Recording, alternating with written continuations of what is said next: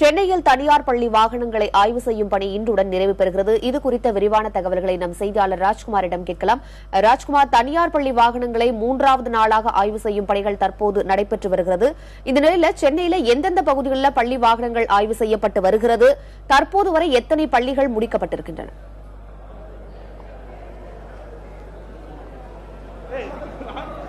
உமா, தமிழகம் முழுவதும் கடந்த ஒரு வாரமாக தனியார் பள்ளி வாகனங்கள் ஆய்வுகள் மேற்கொள்ளப்பட்டு வருகிறது. இதில் சென்னையை பொறுத்தவரை பார்க்கும்பொழுது இன்று 3வது நாளாக தனியார் பள்ளிகளுடைய வாகனங்கள் ஆய்வுகள் மேற்கொள்ளப்பட்டு வருகிறது.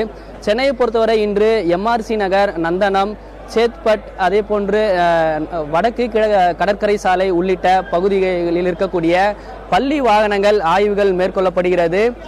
3வது நாளாக இன்று மேற்கொள்ளப்படக்கூடிய இந்த ஆய்வு பணிகள் பொறுத்தவரை பார்க்கும்போது பள்ளி வாகனங்களில் வேக கட்டுப்பாட்டு கருவி பொறித்திருக்க வேண்டும், அவசர வழி கதவு பொறித்திருக்க வேண்டும், தீயணைப்பு கருவி, முதலுதவி பெட்டி உள்ளிட்ட முக்கிய அம்சங்கள் பள்ளி வாகனங்களில் இருக்க வேண்டும் என்று இந்த ஆய்வில் மேற்கொள்ளப்படுகிறது. இந்த ஆய்வு பணியில் தொடர்ச்சியாக போக்குவரத்து துறை, காவல்துறை, கல்வித்துறை அதிகாரிகள் இணைந்து இந்த ஆய்வு பணிகளை மேற்கொண்டு வருகிறார்கள்.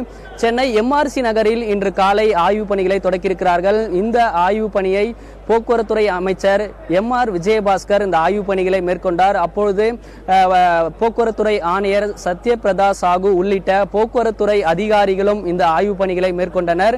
ஆய்வு பணிகள் பார்வையிட்டு பின்னர் பேட்டியளித்த போக்குவரத்து துறை ஆணையர் தெரிவிக்கும் பொழுது தமிழகம் முழுவதும் மொத்தம் 24,700 தனியார் பள்ளி வாகனங்கள் இருக்கிறது.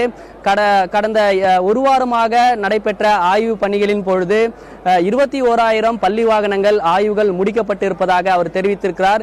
இந்த ஆய்வு பணிகள் மேற்கொள்ளப்பட்ட பொழுது 1648 பள்ளி வாகனங்களுக்கு குறைபாடுகள் இருந்ததாகவும் அதனை நிவர்த்தி செய்ய அவர்களுக்கு சில நாட்கள் கால அவகாசம் கொடுத்திருப்பதாக தெரிவித்திருக்கிறார்கள். நாளையுடன் ஒட்டுமொத்தமாக பள்ளி வாகனங்களுக்கான ஆய்வுகள் முடிக்கப்படும் என்று போக்குவரத்துறை ஆணையர் தெரிவித்திருக்காங்க. உமா, ராஜ்குமார், இதுவரையில எந்த பள்ளியின் மீதாவது நடவடிக்கை எடுக்கப்பட்டிருக்கிறதா?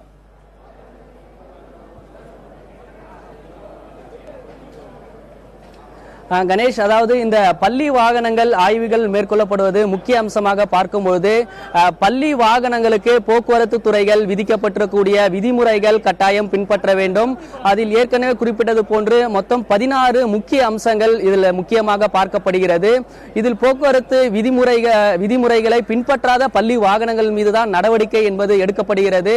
சென்னையை பொறுத்தவரை நேற்று அண்ணா நகர் பகுதிக்கு உட்பட்டிருக்கக்கூடிய பள்ளி வாகனங்கள் ஆய்வுகள் மேற்கொள்ளப்பட்டன. அதில் 15 வாகனங்களுக்கு குறைபாடு இருந்ததை தற்காலிகமாக தகுதி சான்றிதழ் ரத்து செய்யப்பட்டிருக்கிறார்கள். அந்த தற்காலிகமாக தகுதி சான்றிதழ் ரத்து செய்யப்பட்டிருக்கூடிய பள்ளி வாகனங்கள் இயக்கப்படக்கூடாது.